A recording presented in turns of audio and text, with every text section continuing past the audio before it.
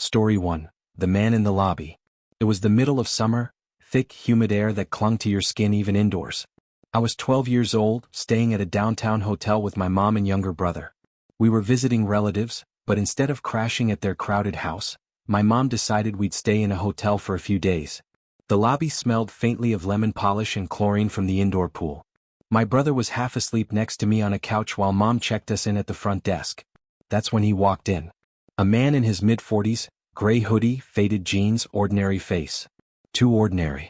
He didn't look around like most guests did when they arrived. Instead, he came straight inside, sat down on the couch opposite us and just stared at nothing.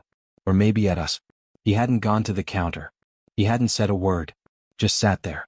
I remember thinking maybe I was overreacting, that I'd watched too many scary movies. But something in the way his eyes flickered every time I moved made my stomach twist. Then Mom waved us over. Our room was ready. I grabbed my brother's hand and we left. As we walked away, I felt his gaze burning into my back like a spotlight. Hours later, we went to the hotel pool. The air smelled like chlorine and bleach. My brother was laughing, splashing, and for a moment, everything felt normal. Then the door opened. He was there again. Same man. Same clothes. Jeans. A sweater. Sitting in a chair by the pool, hands folded, eyes locked on us. Mom froze mid-laugh. "If he doesn't leave in 5 minutes," she whispered, "we go." He didn't move. We left. Back in the room, Mom tried to act normal, ordered dinner, put on a movie, smiled too much. But her eyes kept darting to the peephole. Halfway through the movie, she decided to take a shower. The water started running. Steam filled the small bathroom. Then came the knock. Housekeeping. It was past 9 p.m. I hesitated, but we had run out of towels. I opened the door. It was him. The same man standing there, smiling faintly. "Hey there," he said softly. "How was your swim?" My blood froze. The water stopped running. Mom had heard his voice. She appeared behind me, towel clutched around her, eyes wide. She yanked me back, slammed the door shut and locked it. We called the front desk. They said no housekeeping staff had been sent to our floor. Mom's voice shook as she demanded a new room. As she hung up, I heard footsteps outside, slow, heavy, pacing away. That night we switched rooms. We never saw him again. But I'll never forget the smile he gave before the door closed, the kind that tells you this wasn't over, just postponed. Story 2. The Closet. When I was a kid, I hated hotel rooms. Something about their silence, the hum of the air conditioner, the shadows and corners where light didn't reach, always made me feel like I wasn't alone. By 24, I'd outgrown those fears, or so I thought. I was traveling for work, a short business trip in North Carolina. My company had booked a room for me at a Comfort Inn near a car dealership. Nothing fancy but quiet. That night, I decided to unwind with a movie. Ironically, I picked Saw. Halfway through, during the scene where Adam hears strange noises in his apartment, I thought I heard something too, a faint crackling sound like static coming from my closet. I told myself I was being ridiculous. Probably the air vent. I took 2 sleeping pills, turned up the volume and laughed at myself for being jumpy.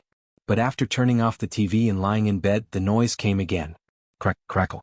It wasn't constant, just once every minute or two. Still, it made the silence unbearable. The sleeping pills dulled my fear and eventually I drifted off. When I woke up, it was pitch black. And something was moving. I heard fabric, a soft, hurried rustling like someone digging through clothes. I sat up slowly, heart hammering, eyes adjusting to the dark. I reached for the lamp and flicked it on. A man stood by the closet. He was tall, at least 6 feet 5 inches, wearing all black with his hood up. My bag was open at his feet. For a second we just stared at each other. Then he moved. Fast. I screamed so loud it hurt my throat. The man bolted, crashed through the door and vanished down the hallway. He'd taken my wallet. My watch. Nothing else. But what he left me with was worse. The sound of that crackling noise burned into my memory. The police came, took my statement. They said the security footage showed a man entering my room around midnight with a stolen keycard. He'd been hiding in the closet for almost an hour before I turned off the lights. Now, every time I stay in a hotel, I check the closets, twice. And sometimes when the air conditioning kicks on at night, I swear I still hear that faint, sickening crackle.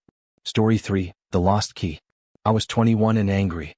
Angry at my dad, at myself, at everything. After another explosive argument, I stormed out of the house and drove to a nearby Quality Inn, half a mile away, the cheapest place I could think of. The place felt deserted.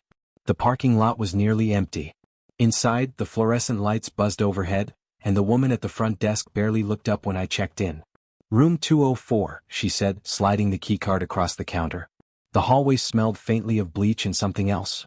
Old carpet, maybe? I tossed my bag on the bed, sat there for a while and tried not to think.